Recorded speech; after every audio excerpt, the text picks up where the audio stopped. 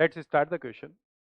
भाई क्वेश्चन के गिवन है। क्वेश्चन में एक पार्टिकल है, वो ओरिजिन से स्टार्ट करता है और पहले हॉरिजॉन्टल डिस्प्लेसमेंट होता है, फिर वर्टिकल जाता है, फिर हॉरिजॉन्टल जाता है, फिर वर्टिकल जाता है डाउनवर्ड साइड में। इसी तरह से वो प्रोसीड करता जा रहा है।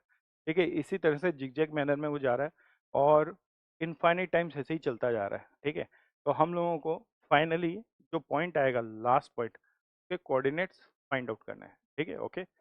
तो अगर मैं क्वेश्चन को देखूंगा तो क्वेश्चन में जब भी कोई चीज़ इनफाइनाइट टाइम्स चल रही होती है ना, अधिकतर वो क्वेश्चन किसके होते हैं, या तो इनफाइनाइट जीपी के या फिर इनफाइनाइट ए जीपी के, है ना। जनरली क्वेश्चन ऐसे होते हैं। तो यहाँ पे जो कॉन्सेप्ट लग रहा है वो क्या लग रहा है? कॉन्सेप्ट लग रहा है यहाँ पे sum of infinite terms of GP. अब क्वेश्चन देखिए भाई, कोऑर्डिनेट के अंदर एक तो एक्स एक्सिस के अलोंग डिस्प्लेसमेंट होगा और एक वाई एक्सिस के अलोंग डिस्प्लेसमेंट होगा। ठीक है, अगर मेरे को एक्स कोऑर्डिनेट देखना है या फाइनली एक्स कोऑर्डिनेट निकालना है तो केवल मैं हॉरिजॉन्टल डिस्प्लेसमेंट देखूँ, और अगर मुझे वाई कोऑर्डिनेट निकालना है तो मैं वर्टिकल डिस्प्लेसमेंट देखूंगा। तो अगर मैं हॉरिजॉन्टल डिस्प्लेसमेंट देखता हूँ,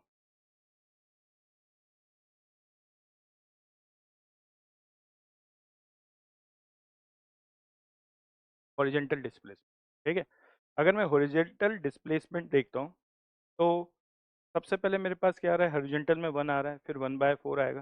ठीक है, इसका मतलब पहली वाली जो क्वांटिटी है, फर्स्ट क्वांटिटी मेरे पास क्या आ रही है 1, फिर क्या आ रहा है 1/2 स्क्वायर।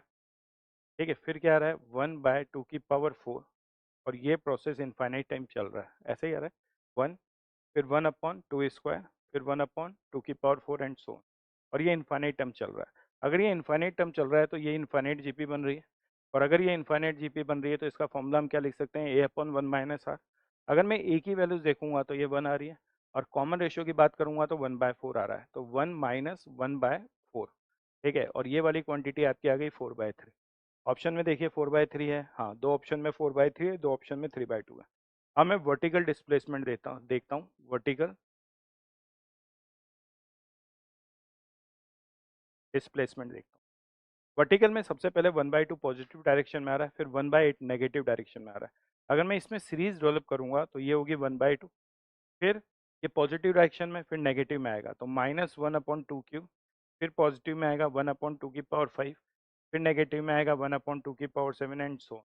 ये भी हम लोगों के पास इनफाइनाइट जीपी बन रही है, और इस इनफाइनाइट जीपी में फर्स्ट टर्म जो है वो 1/2 आ रहा है, जबकि कॉमन रेशियो की वैल्यूज -1/4 आ रही है। ओके, वापस फॉर्मूला डेवलप करें, a/1 - r।